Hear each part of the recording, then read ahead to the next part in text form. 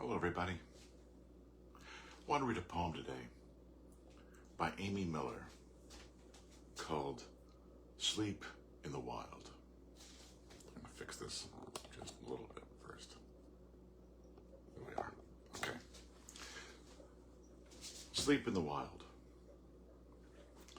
I feel it too, the heavy bottom weight sinking, the rest of the body buoyant. Look at whales in sleep, their vertical drift bearing them off to wherever the water is going. Even here, the lake riffles its fingers in wind, and peace is not stillness at all.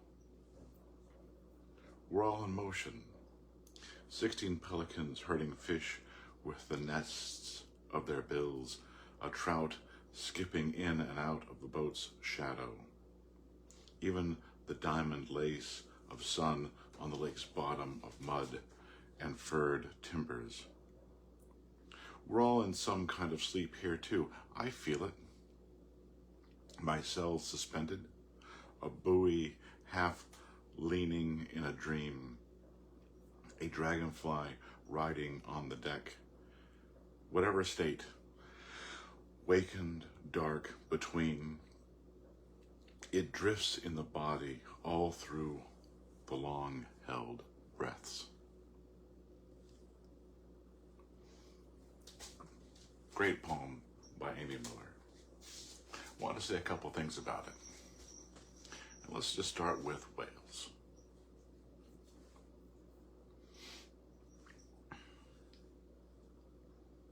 Which is where the poem begins. I feel it too, the heavy bottom weight sinking, the rest of the body buoyant.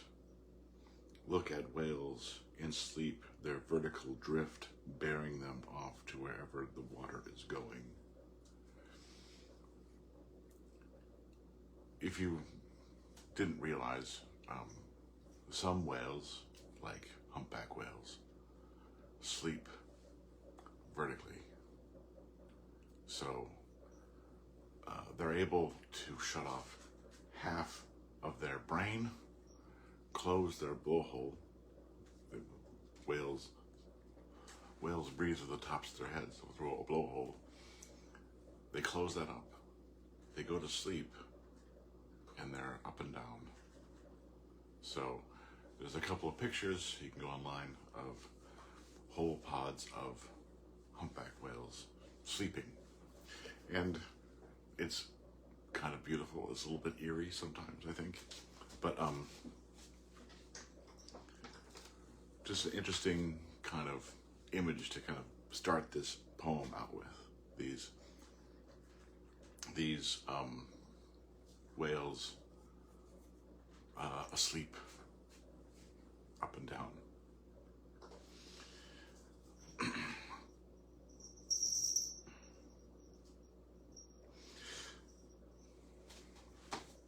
This poem is, in my mind at least, in two different locations primarily.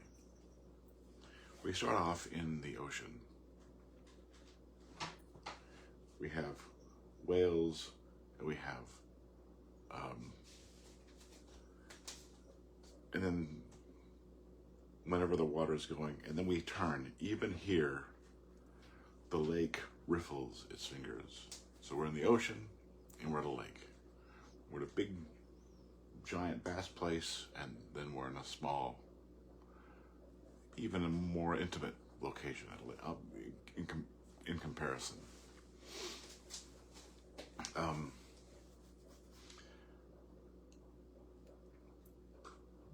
But we kind of like pop back and forth at least once.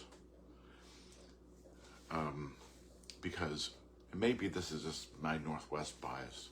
When I think of pelicans, I think of the ocean.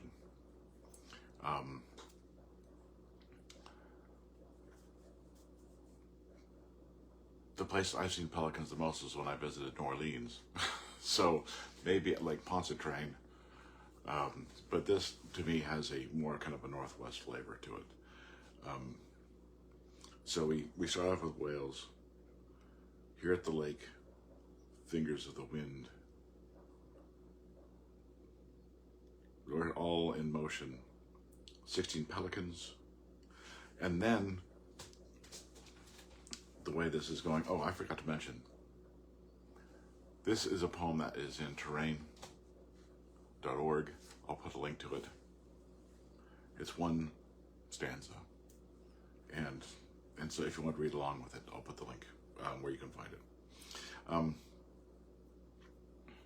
A trout. So we start with the 16 pelicans. I did a brief look to see if there was something specific about 16 pelicans. I couldn't find anything about 16 pelicans specifically.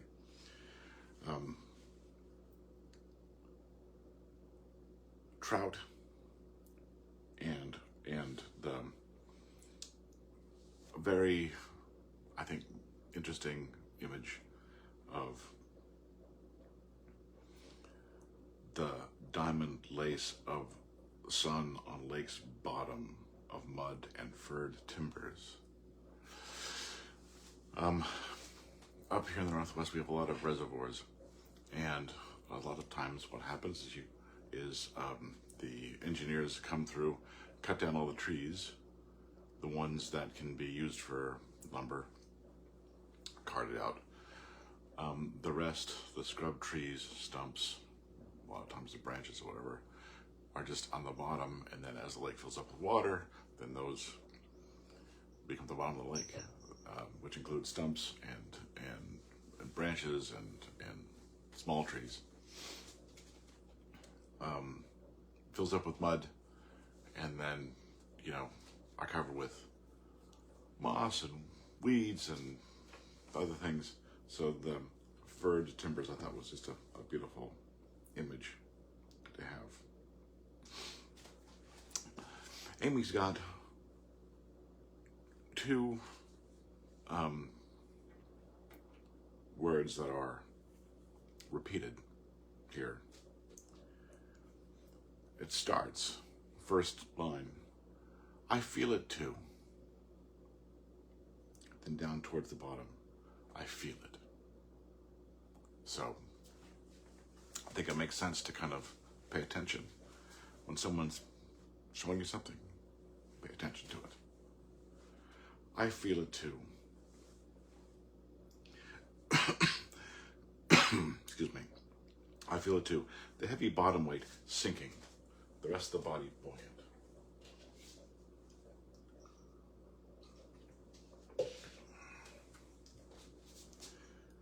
I feel it, my cell suspended, a buoy half leaning. Need to put my glasses on. Half leaning in a dream.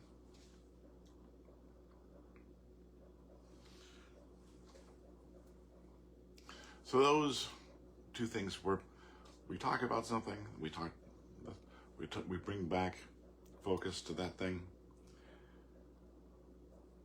And it's also connected to the last line. So the last two sentences of this. We're all in some kind of sleep here too, right here at the lake. I feel it.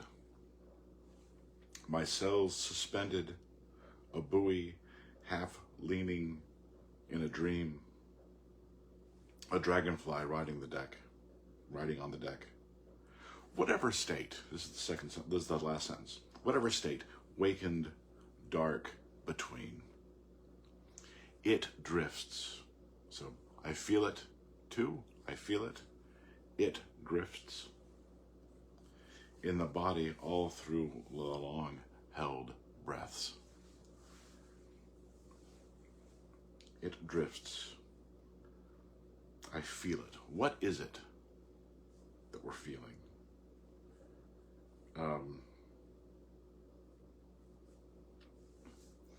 I looked at this in two different ways.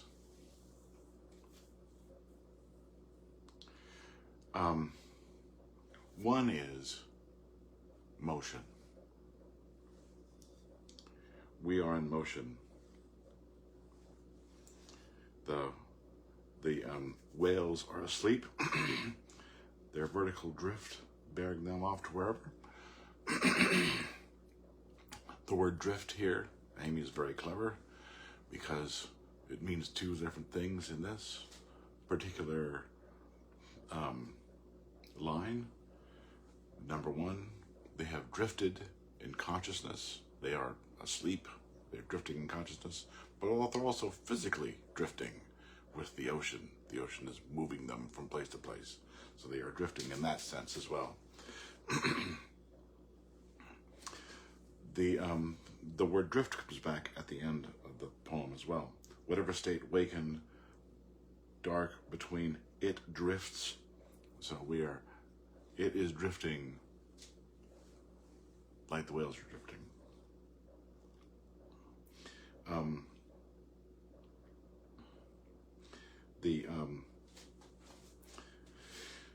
The other things that are in motion, pelicans. I thought it was very interesting that pelicans do kind of like herd fish into like shallow water. I thought that was very interesting. That 16 pelicans or flocks of pelicans do kind of like herd. So they're in motion, flying and then fishing. The trout is in motion, swimming underneath the boat's shadow. The diamond lace of sun. We are in motion. So the deal is motion for the sun is, there's a number of different ways that you can look at this. Number one, the sun is in motion.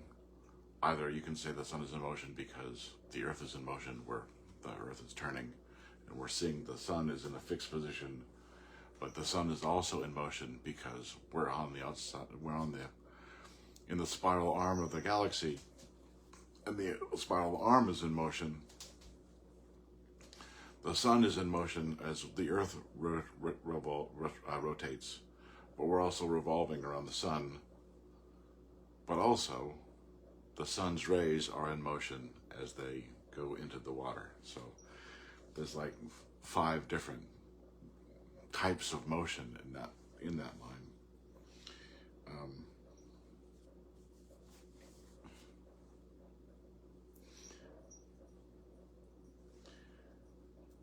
When we get through that, the lake's bottom of mud and furred motion, period. We're all in some kind of sleep here, too. I feel it. My cells suspended.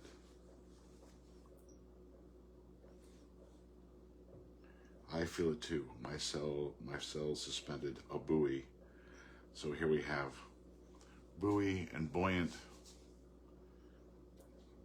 The first line, I feel it too, the heavy weight sinking the rest of the body, buoyant.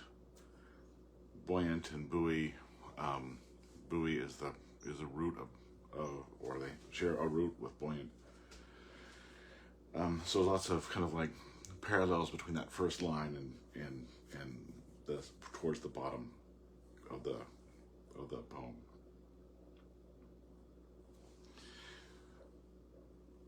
So that was kind of one thing I was thinking of, was like, we're all in motion.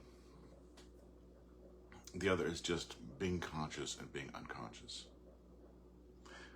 But I'm going to say, you feel that consciousness, you feel the unconsciousness coming on. And so, if I was going to, just put my own kind of spin on this, what it is, as it drifts, is that motion of moving from being awake to being asleep, which is, you could call that also a motion. Or from being asleep to being awake, also a motion. So that would be kind of like my, I don't know if you want to call it spin or suggestion, is that in this kind of movement from being awake to being asleep is a motion like the whales are, kind of in motion at the same time as they're being in motion. Anyway, wonderful poem by Amy Miller. We'll see you next time.